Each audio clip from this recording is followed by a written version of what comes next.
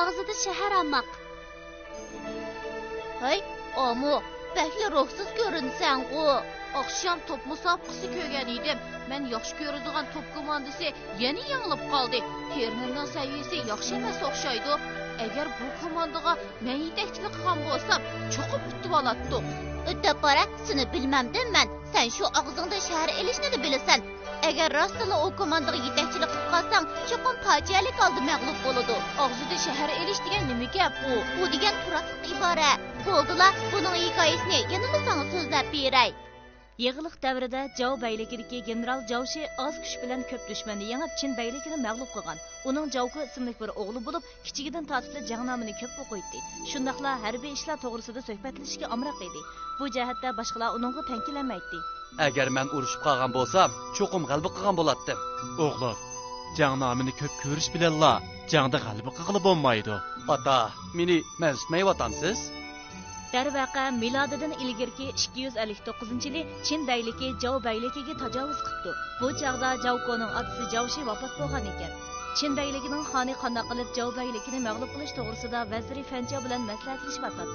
Sizcha qanday qilsak Jao bayligini taltüks mag'lub qila olaymiz? Bizga qashla bo'layotgani general Lianpo. U yashinib qolgan bo'lsa-mu, ammo urushda u yanada tadbirlik. Şuna bu urushda nusrat qazana olishimiz qiyinga tushar ekan.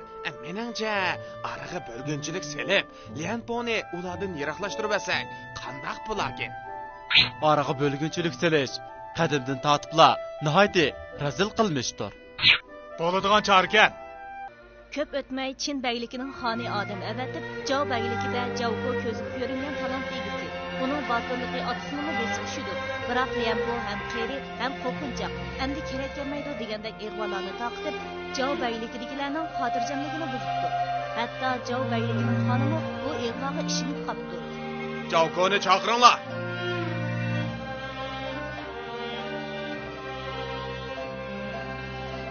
Alilarga ehtirom bo'lgan. Jaoko, bu urushda Lianponing o'rniga sizni avatishni qaror qildim. Mening umidimni yarda qo'yma. Xotirjam bo'lsizlar alilari. Dushmanni cho'qim taltüks bichit qilma. Sizlar xotirjam o'tirib, xush xabarimni kutsizlar alilari. General bo'lsa, pek qiziq bo'ladi ekan. Men hozir 40 tumandan ko'p qo'shinga qo'mondonlik qilaman. Ma'lum bo'lg'ay, dushmanlar bostirib keldi. Janoblari, qanday qilamiz? Nimaga jiddiylasizlar? Jangnomiga qarab baqay. Cho'qim yaxshi chor tepiladi. Biroq janoblari, axir topdim. Jaoko jangnomidagi tadbirni jonli qo'llanishni bilmagachga Jao bayligining 40 tumandan ko'proq qo'shini butunlay halok bo'ldi. O'zimi dushmanning yo o'qida o'libdi. Og'zida shahar amoq degan bu iboraning asli ma'nosi qog'oz yuzida urushni mulohaza qilish bo'lib, quruq gap bilan hech qanday ishni vujudga chiqarg'ili bo'lmaydiganligini, shundaqla quruq parangning amalga oshmaydiganligini tushundirdi. Bu hikoya yana odamda cho'qim haqiqiy qobiliyat va amaliy bilim bo'lishi, nazariyaga eslab olmay, nazariya bilan amaliyotni birlashtirib egallash lozimligini tushundirdi.